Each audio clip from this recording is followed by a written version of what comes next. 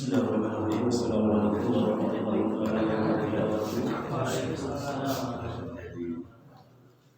Bismillahirrahmanirrahim. Alhamdulillahirabbil alamin. Wa bihi nasta'in ala umuri dunya waddin. La hawla wa la quwwata illa billah. Qala rabbi shrah li sadri wa yassir li amri wahlul 'uqdatam min lisani yafqahu qawli. Hadratul mukarramin, para bapak jemaah salat subuh yang sudah kami hormati. Alhamdulillah sampai hari ini kita masih diberi kesempatan oleh Allah Subhanahu wa taala untuk berkumpul bersama. Yang pertama yaitu menuntut ilmu, mencari ilmu. Kemudian yang kedua adalah silaturahim antara kita, dan ini faedahnya sangat besar sekali kedua-duanya. Alhamdulillah sampai hari ini kita masih diberi kesempatan. Yang pertama kami tawarkan, kami mempunyai kitab Fathul Qorib, Fikih Fathul Qorib.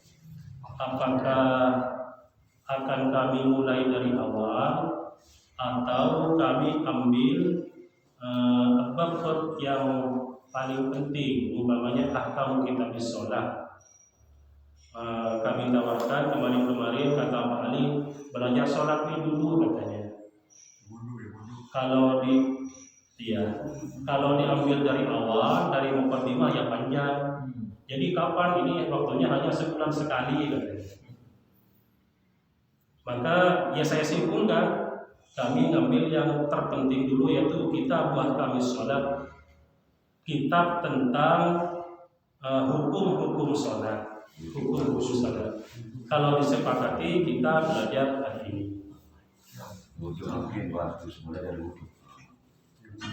Kalau di kitab fikih itu dimulai dari bab air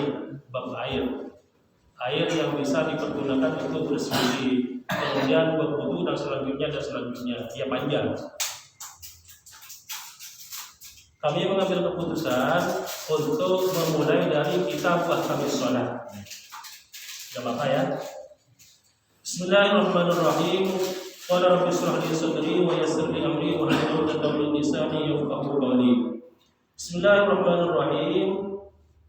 Kitab ahkam sholat. Kitab menjelaskan tentang hukum-hukum sholat. Apa itu sholat? Wahya merupakan ad-du'a. Sholat itu adalah doa. Kita tahu bahwa dalam bacaan sholat itu banyak unsur-unsur doanya. Oleh karena itu, ketika kita umpamanya masalah duniawi, katakanlah masalah duniawi, maka kita bersegera untuk sholat. Punya masalah apa aja? Sholat sunat 2 rakaat, kemudian kita berdoa setidaknya. Mengapa? Karena sholat itu pada hakikatnya adalah doa. Wa ya lughatan ad-du'a, sholat itu adalah doa.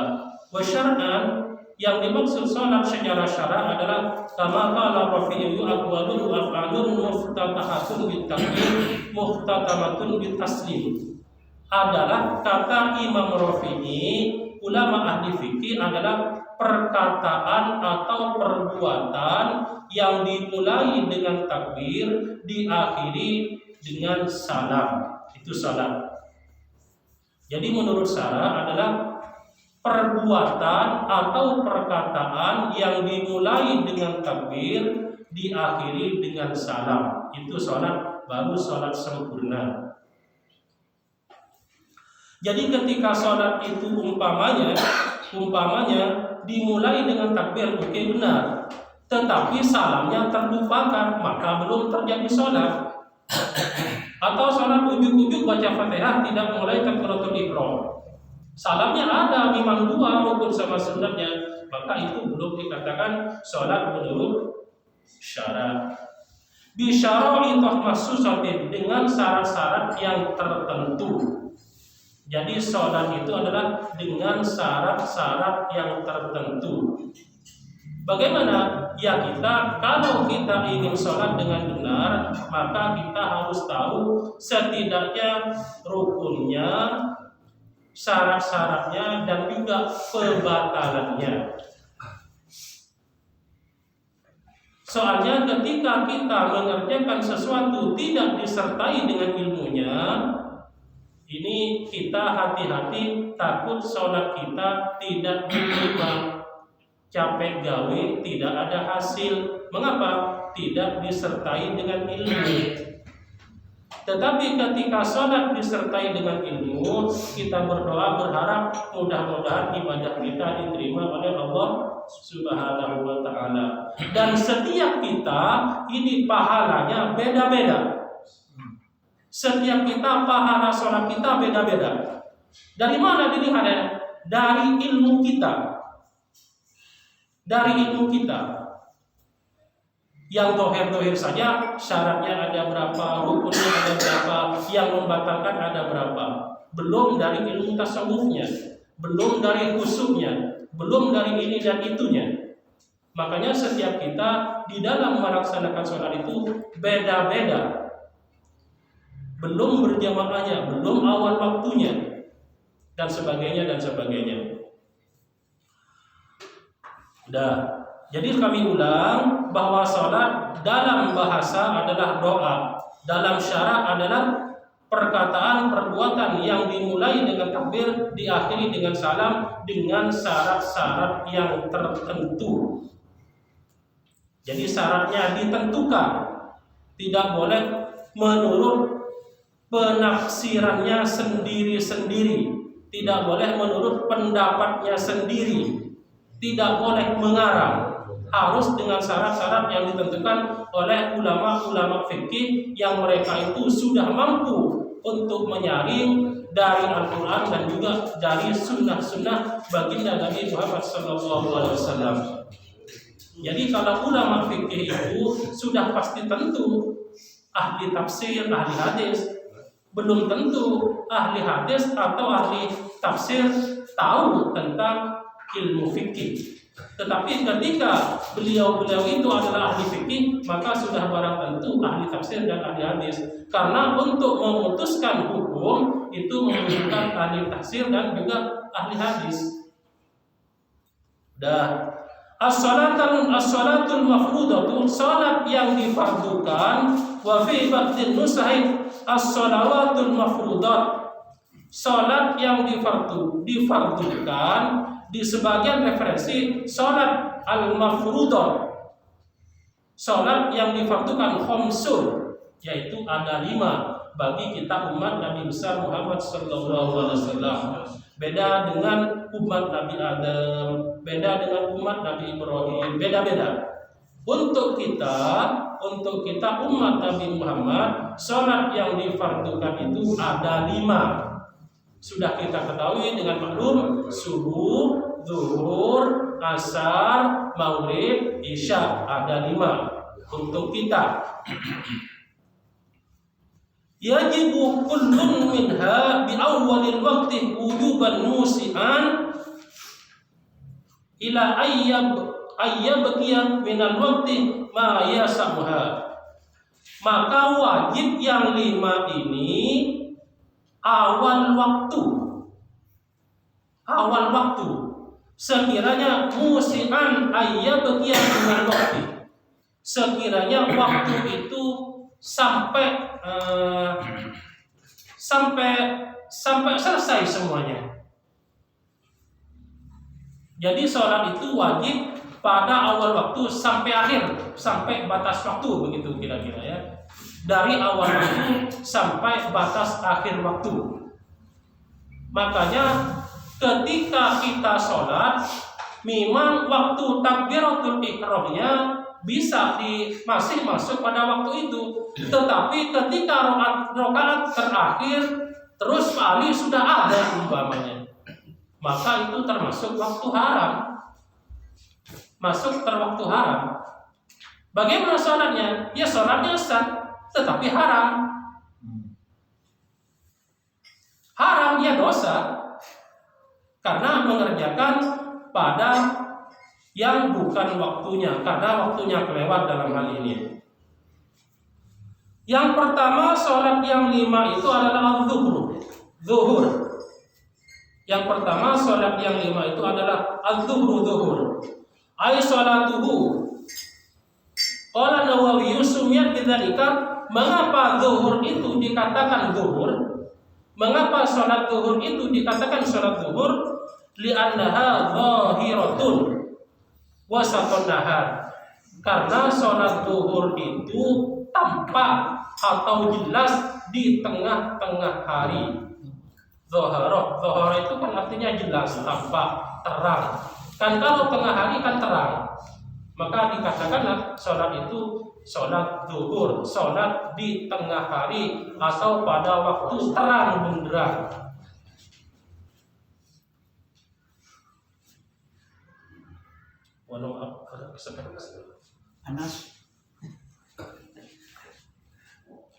Jadi sholat zuhur itu kata Imam Nawawi dikatakan sholat zuhur li'annaha zahiratun wasatun nahar. Karena sholat zuhur itu tampak jelas terang dilakukan pada waktu tengah hari dalam keadaan terang benderang. Makanya dikatakan sholat zuhur, zaharah, jelas, terang. Kapan sholat zuhur itu dimulainya? Wa awwalu waqtuha zawalus syamsi. Pertama waktunya adalah zawalus syamsi, condongnya matahari. Condongnya matahari, apa condongnya? Zawalus, tergelincirnya matahari. Jadi matahari ketika berada di atas banget, di atas kepala kita banget, ketika telah zawal, condong, tergelincir sedikit, maka itu sudah dimulai pada waktu zuhur. Ketika belum tergelincir, maka jangan sholat zuhur dulu. Ketika sudah tergelincir ke barat, ya sedikit, maka itu sudah dimulai waktu zuhur. An wasatis sama, dari tengah-tengah, ya, di tengah-tengah kepala kita.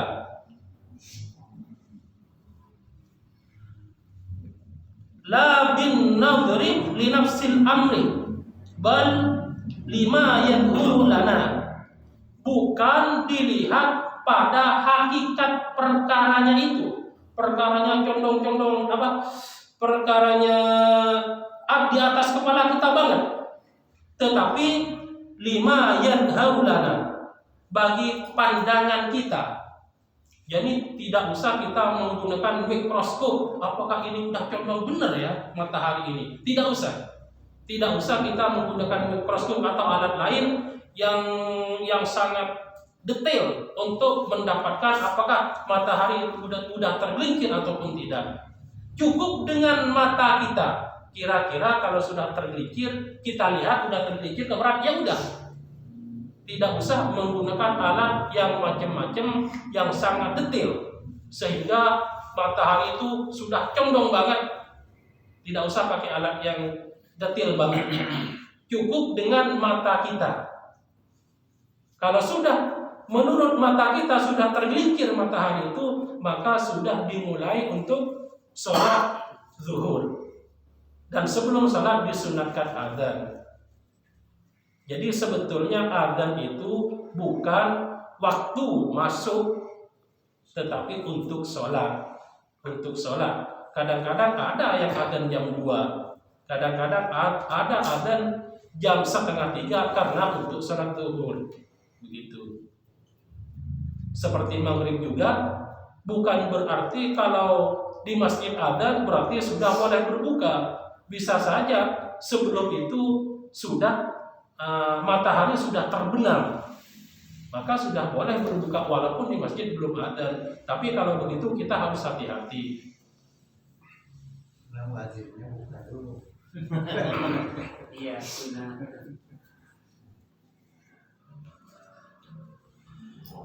Wa yu'rafu dzalikal mailu bi tahawulil dhilli ila jihatil masyriq ba'da tanahi qasrihi alladhi huwa ghayatul irtifa'ish syamsi. Kapan diketahui bahwa matahari itu sudah condong ke sebelah barat?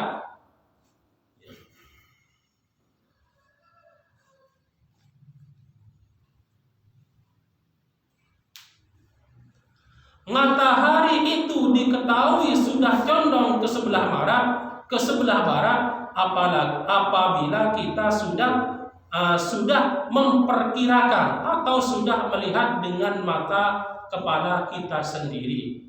Kami ulangi, tidak usah pakai alat yang terlalu detail apabila kita sudah melihat dengan mata kepala kita sendiri. Itu awal waktu zuhur, sesudah tergelincirnya matahari menurut pandangan kita, mata kita telanjang. Wa akhiruhu, adapun akhirnya waktu zuhur, waktu zuhri idza sara dhillu kulli syai'in mithlahu ba'da dhilliz zawal. Kapan akhirnya waktu zuhur? Yaitu ketika bayangan sesuatu itu sama dengan sesuatu tersebut. Ketika bayangan sesuatu itu sama dengan sesuatu tersebut, ghairi dhilliz zawal, selain tadi bayangan waktu tergelincir yang sedikit itu. Jadi samanya bayangan ditambah sedikit dari tadi yang tergelincir itu, baru itu batas akhir daripada waktu zuhur. Jadi kami ulangi, awalnya waktu zuhur mulai tergelincirnya matahari sampai samanya bayangan selain bayangan tadi yang tergelincir tersebut. Jadi dilebihi sedikit dari samanya persis dari bayangan tersebut. Itu akhir daripada waktu zuhur. Jadi waktu zuhur bukan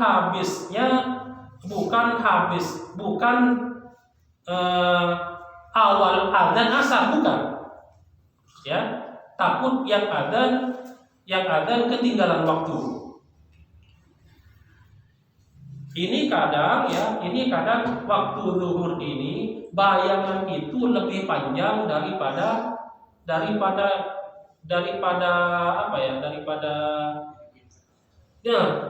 diri kita.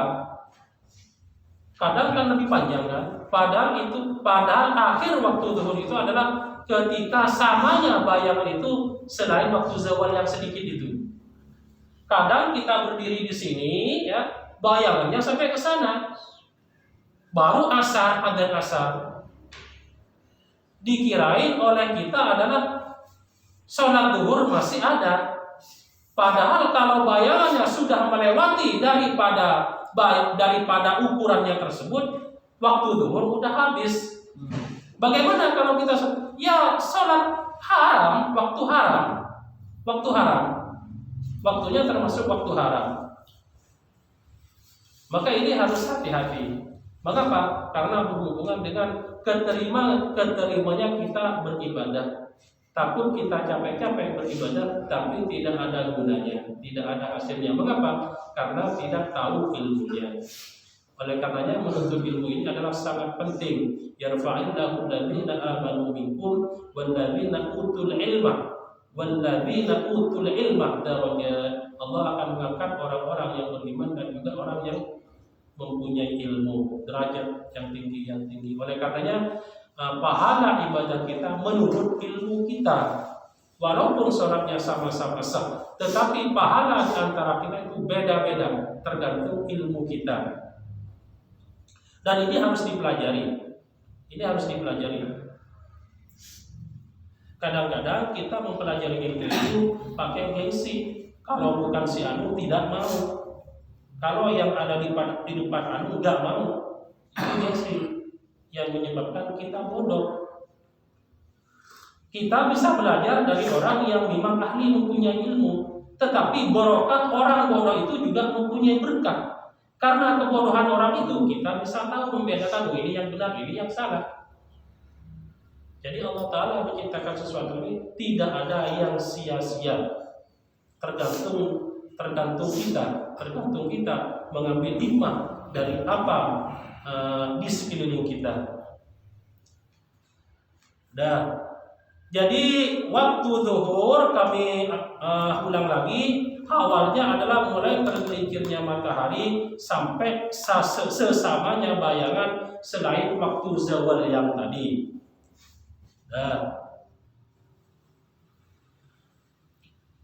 Wadhillu lughatan as-satru. Apa bayangan itu? Adalah yang menutupi. Bayangan itu kan memang menutupi kan? Jadi kalau ada bayangan seperti bayangan apa, pohon, bayangan kita, maka akan menutupi, akan menaungi begitu.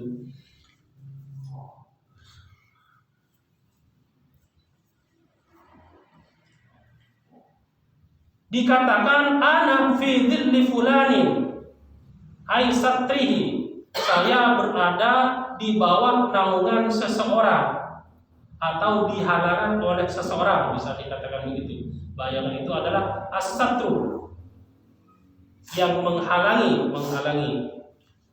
Walaysa dhillu adamu syamsi, bukan berarti bayangan itu kalau tidak ada matahari. Kalau dalam perkataan yang begini, kalau perkataan yang ini,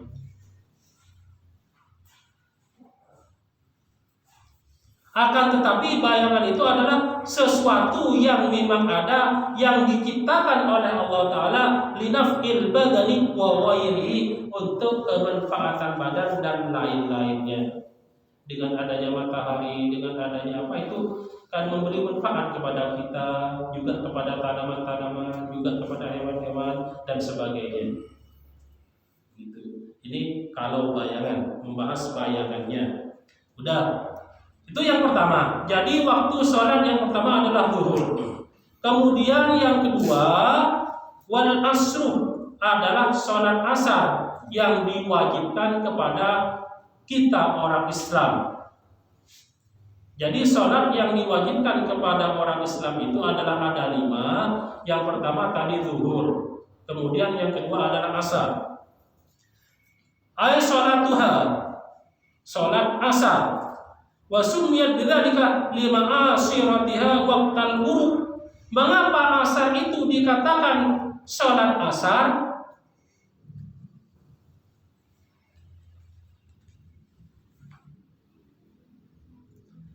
Karena mendekati pada terbenamnya matahari. Karena mendekati kepada terbenamnya matahari, maka dikatakan asar. Sudah sempit, sudah mendekati terbenam matahari. Asrul.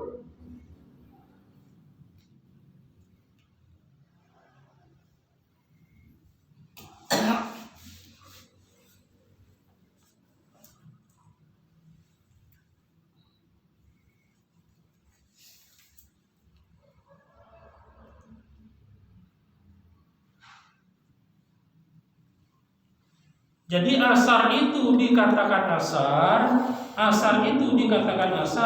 karena sinarnya matahari itu sudah berkurang. Itu arti daripada asar.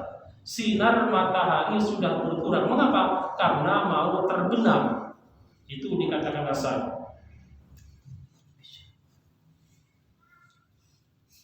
Wa awal waktiha, adapun awal waktunya asar, az-ziyadatu ala dhillil mithli. Kalau suatu bayangan itu sudah melebihi daripada ukurannya. Jadi walaupun di masjid belum adzan umpamanya, ketika bayangan itu sudah melebihi daripada ukurannya, ditambah lagi tadi tergelincir yang sedikit, maka itu sudah masuk waktu asar. Sudah masuk pada waktu asar. Jadi kami ulang, awal waktu asar adalah apabila bayangan sesuatu itu sudah melebihi daripada ukurannya. Makanya di masjid-masjid dahulu kadang ada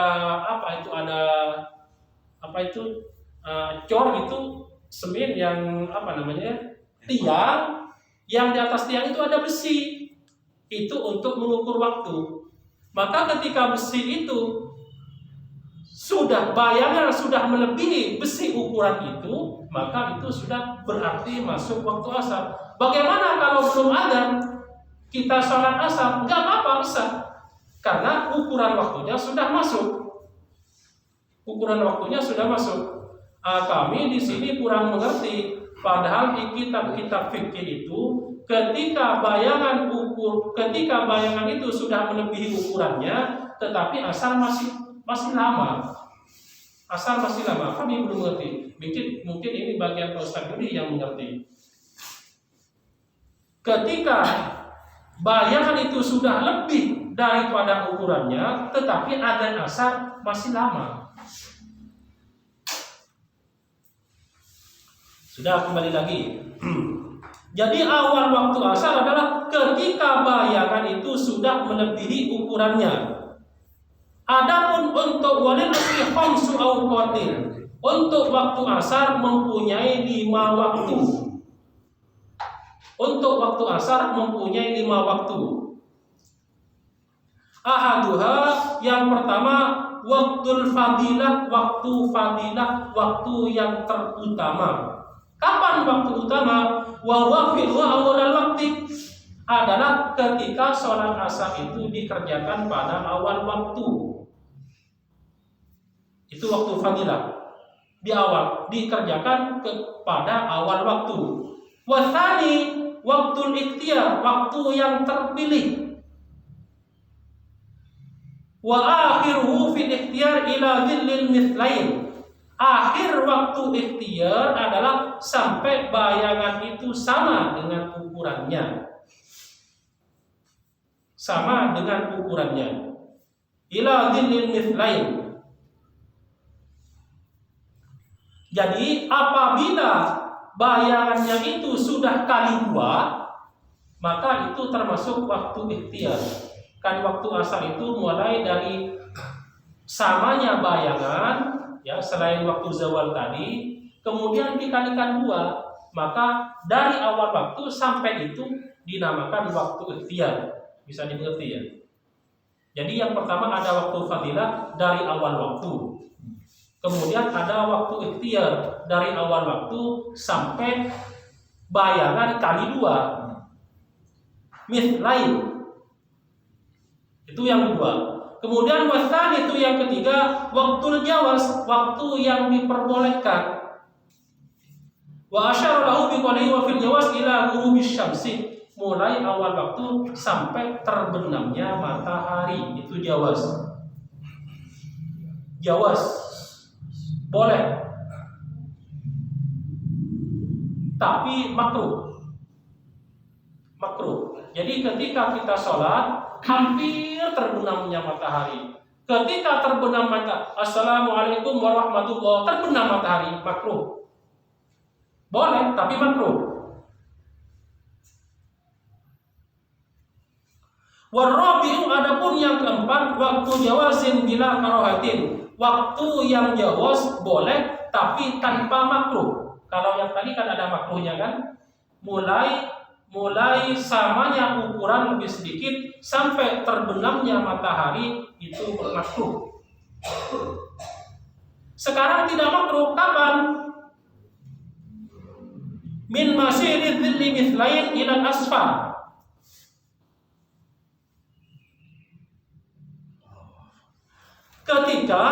Ketika bayangan itu dikalikan 2 sampai kuning-kuningnya matahari, belum. Kalau kuning matahari itu belum terbenam ya, tetapi masih ada kuning-kuning di sebelah barat. Ketika kami di desa di Madura dulu ya, bisa melihat kondisi matahari terbenam itu karena memang sepi ya. Tapi kalau di sini kan kehalangan oleh bangunan-bangunan itu. Jadi matahari itu tidak kelihatan, maka kita melihat jam ya, melihat jam dengan panduan ahli hisab. Itu waktu makruh. Min masyirid dhilli mithlain ila asfar. Mulai 2 kali ukuran itu sampai kuning. Kuning itu sebelum matahari terbenam. Itu makruh. Itu apa? Waktu boleh tanpa makruh. Yang makruh itu kalau sampai terbenam matahari. Tetapi kalau sampai melewati terbenam matahari, maka itu termasuk waktu yang haram. Waktu yang haram. Kalau sampai melewati batas berarti haram. Satu lagi, wal khamisu waktu tahrim, waktu yang haram. Takhiruha ila ayyabqiya minal waqti ma la yasauha. Mengakhirkan sholat sampai waktunya tidak ada. Sampai melewati waktu yang lain, sampai melewati pada waktu maghrib, maka itu termasuk waktu yang haram. Dan waktu yang haram itu diancam oleh Allah Subhanahu wa taala, fasawfa yalqauna ghayya, diancam akan dilemparkan ke dalam jurang api neraka orang yang mengerjakan sholat sampai pada waktu yang haram.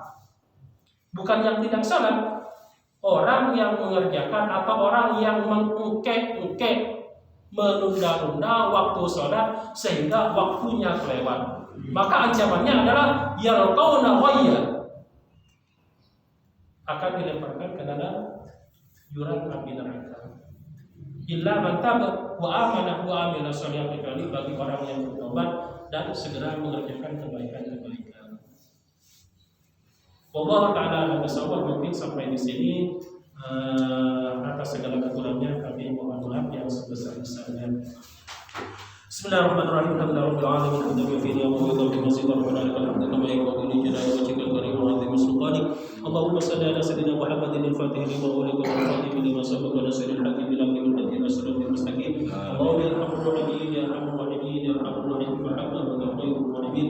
Rabbana taqabbal minna innaka antas samiul alim wa tub 'alaina innaka at-tawwabur rahim. Allahumma ij'alna ilman nafqahu bihi awamiraka wa nawahiyyaka warzuqna fahmana ala bika fa adika arhamar rahimin.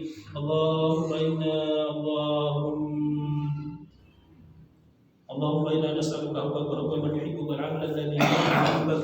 Allahumma ja'alna badala min anfusina wa min ahlina wa min al-ma'il barid. Allahumma qina bi halalika al-haram wa qina bi fadlika amman siwak. Allahumma la tada' lana dhanban illa ghafarta wa la hamman illa farajta wa la 'aiban illa satarta wa la daynan illa qadaita wa la إلا شفيته ولا حاجة إلا قضيتها ويسرتها. اللهم يسر لنا أمورنا واشرح صدورنا واختم بالصالحات أعمالنا برحمتك يا أرحم الراحمين.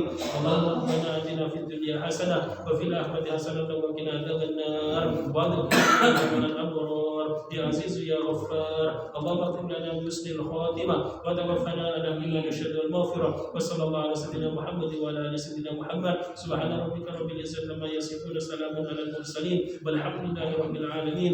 ربنا تقبل منا وسلم لنا دعاءنا بأسرار الفاتحة.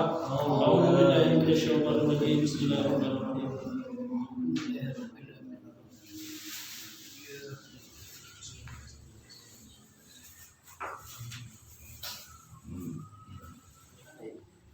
Nah, dari kami kurang lebihnya mohon maaf. Wassalamualaikum warahmatullahi wabarakatuh.